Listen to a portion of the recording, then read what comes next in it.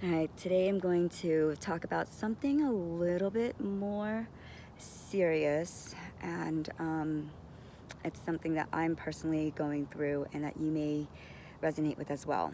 These are very dualistic polarity times with emotions. A lot of things will have to be in alignment with your communication and relationships, because if relationships don't align, they will fall off, or things that rise up are opportunities for you to clear it, or for me to clear it, is how I'm seeing it. This is an opportunity for me to finally clear this. This is an opportunity for me to grow. This is an opportunity for me to expand. This is an opportunity to evolve into the Thuy Dam that I want to be. And so one of the things that I've really let myself sit and be with, which is really uncomfortable, sit and be with, is what happened on Friday night as we were having dinner, a family dinner. And so Chris, Bella's dad, has another daughter, and her name's Rowan, and she's now 17. And she's visiting from Arizona. She moved there about a year ago. And so we decided to have a family dinner because Bella really loves family dinners. And since we separated, one of the things Bella said within like the last month is that we never have family dinners anymore. I miss that, and we just can't now. And so I try to make it an effort to have things be rituals, and just to transform experiences. So we're having dinner, and it's a pretty nice like steakhouse dinner. And Bella has a really hard time with eating foods, trying new foods, and she's very sensitive to spicy foods. But we try to get her to try everything, and sometimes she fights about it, but she has opened up to trying more things because she knows that she has to try something 6 to 8 times, and we count too when she does, and then try to remember how many times she's tried it. She likes to argue with me a lot, and I actually encourage it. Yeah, because I teach her that life is what you negotiate. So a little bit right now I have to suffer, but I know that that skill will help her later. Um, so sometimes I think I create my own chaos and hardship, but yeah, so she negotiates quite a bit, and I let her until like I just can't stand it anymore. And I was like, no, that's just my way. But I'm getting off on a tangent. And so Chris ordered this lobster bisque, and he wanted her to try it. And so she did, and she put it in her mouth, and she spit out right back into his bowl. And he hits her on the head. He like, I just saw the hand. He hit her on the head, and he's like, you do not do that. And her eyes widened, and she was in shock. And she just stared him down, what felt like eternity, like 5 minutes or so. It was probably really like a good minute of staring down and no voice at all. And he stared her back, and then he said some things where it was louder. She just held still and stared him down. And myself, I was triggered, hugely triggered, because one, I just recently released a trauma where I went back into a memory of my dad hitting my mom, and which like led to many other beliefs and such. And I remember a couple times my dad hitting me where he slapped me. And then I also remembered in like a quick 5 seconds, all these flashes come into my head. I remember my Uncle Tap, after I stood up for myself, and it was like during my teenage years, he slapped me across the face. And I was so angry, and I stared him down.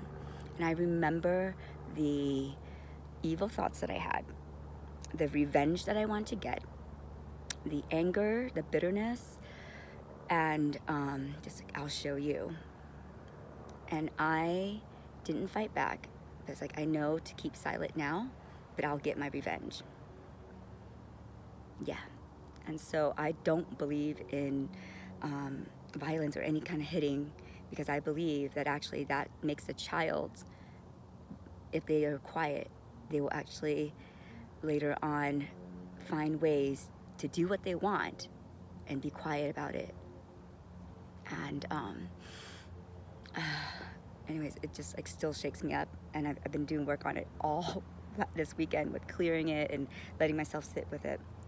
And I knew at that moment, though, that from doing my studies right now with whole brain and neurolinguistics and this teaching technique with whole brain child, that this is when the emotional flood comes in. It's the lower brain. Okay, so there's two parts, the lower brain and the upper brain. The upper brain is the logic and the lower brain is the emotional. So with the emotional brain, when there's an emotional flood, they can't hear the logic. It is not a time to teach. It is not a time to teach. It's a time to connect. You connect and then you redirect. And so I was like, honey, just say sorry now. And she just stared him down still, would not listen to me, would not listen. And I just remember her face, it reminded me of my face at that time.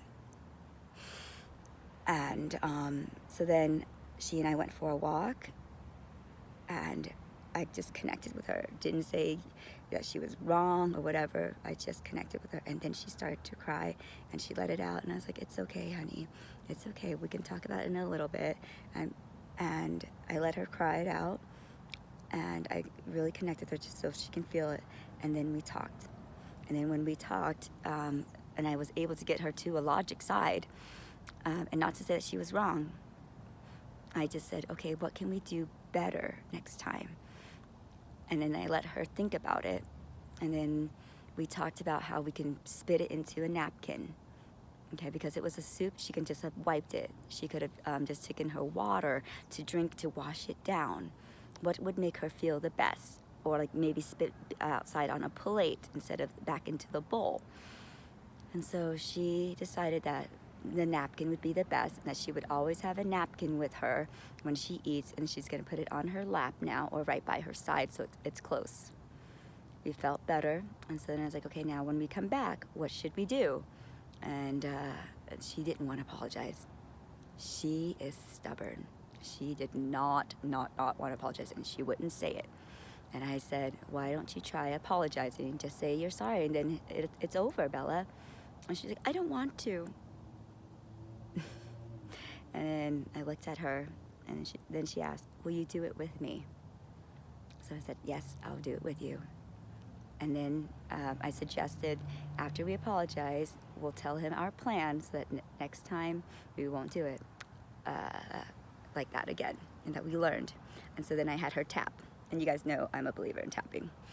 So I had her tap where I had her just say, I'm loved, I'm okay, I'm safe, I'm just learning. It's okay for me to make mistakes. I know better now. And when I know better, I'll do better. When I know better, I'll do better. I'm okay, I'm growing. It's okay for me to make mistakes. I'm loved. And so then we went back, and she did just that, and it was great. Afterwards, probably still a good 10 minutes of awkwardness. Now, I do have to say that Chris realized he did something wrong, but he was still kind of in an ego, where he's like, she did something wrong and she deserved it, and that really, really peeved me, huge. But I knew it wasn't the time for him as well to teach, and if I was ready to teach or if he was ready to learn. Even though some of these whole brain child techniques are for kids, it still applies as an adult. So it's really helped me with my relationship with him. And I also tried to see the gain in it. And every time something like this happens, I know now, working with my life coach and the neuroscience work that I'm relearning, repatterning, is that this is an opportunity for me to thrive, and this is an opportunity for Bella to thrive. So I don't wish that it didn't happen. It is an opportunity for me to thrive. It is an opportunity for Bella to thrive, and it's an opportunity for us to thrive as a family, as a blended family and co-parenting family. So I did recognize that when we came back, Chris and we sat down, Chris did say, Bella, I just tried the soup, and you're right, it's not very good. So I do have to give him credit for that. And so then she sat down, because then she recognized that, you know, there was a reason for her to do it, and that she was validated. And then I was like, Bella, should we say what we talked about? And so she did. She's like, will you do it with me? I'm like, yeah, let's go. I said, I'm sorry. And then she said, I'm sorry. And then I was like, you want to continue? And then she did. And it was a big moment. It was a huge moment. And so as I reflect on this now, because I knew that I wanted to talk to Chris about this within a couple of days, but still not that day, and then not the next day because he had his daughter. And so we he still kind of gave me a little bit resistance on it, in which like he felt like he was right. So I let him be that. And I actually just left a voice message on WhatsApp so that he can reflect it later, and explaining how I was triggered and the feelings that I felt, and then what I did afterwards that lasted me years, how I didn't forgive my uncle because of that, not until like about 5 years ago. I held that for 20 years after I did the work this weekend on it. 20 years I held hatred for my uncle because he hit me. Yeah. And then I judged him, and I judged his kids because they don't listen to him. They don't respect him in that way. They don't open up to him. And that's not the relationship that I want for Bella to have with anybody, especially her dad. And so I left it on the voicemail, and he did leave a message back saying, thank you for sharing, and thank you because he didn't ever see that or could feel that, but he understands now, and he's going to make it a better attempt, and that he will now make it more of a priority to at least watch the videos I sent him on this whole brain child technique. And there's like 12 tools that you can use, and the explaining of the lower brain and the upper brain, because I want him and I to have a common language to teach Bella, so that there's consistency and a practice so that she can come back to and choose and grow. And so now he sees the importance of it and how much importance it is to me, because before he was like, oh, she's just wanting me to do another thing. And so there was so much resistance on it. And communication is something that he and I struggle with, and I've been working on. And I'm such a fixer and doer, and then I suggest things, and I feel like I'm doing it in a humble way. Like, why doesn't he just get it? And then I get mad and I get judgy, and then he can feel that, and so then there's just more resistance towards it. But as I was doing the work, especially with one of my friends, Susan, where she took me on the other side and gave me perspective from his side, because we can both be very condescending, and we can both be very, what's that word I want to say? Righteous. Yeah. And as much as I don't think I'm righteous, I can be, because I'm human. I'm just having a human experience. And I have to do the work too. But this incident did last me a good 3 days, where at times it would just make me feel so emotional that it would take away from the other things that I was having to do that day. And it was a really packed weekend, and I had to be very, very present. And so I couldn't have this energy affect my other energies of who I need to be at those other moments and being present. And so it took away my presence. And as soon as I realized it took away my presence, I had to get back into myself by either doing my tuning fork, tapping, just breathing, using all the tools that I recommend or I suggest for other people and such, because I need it too. And the only way I can share it, and I know that it works, is because of experimentation, and that it works for me. It may not work for them. But it may just shift the energy enough for them to get out of something for that time being. And it really depends on their elements too. If their elements are strong in like either water or metal or wood, it may work more for like those things. And I can only sense that when I talk to a person and when I do energy work on them. And this weekend was a really packed weekend for me, doing face readings and energy clearings at a like a convention, at an event. So I'm babbling. It's what I do. Especially when I get out of the quantum field, and especially in the morning after I've done my morning reflections and journaling and work and clearing and such. And so there's just a lot of flood in my head.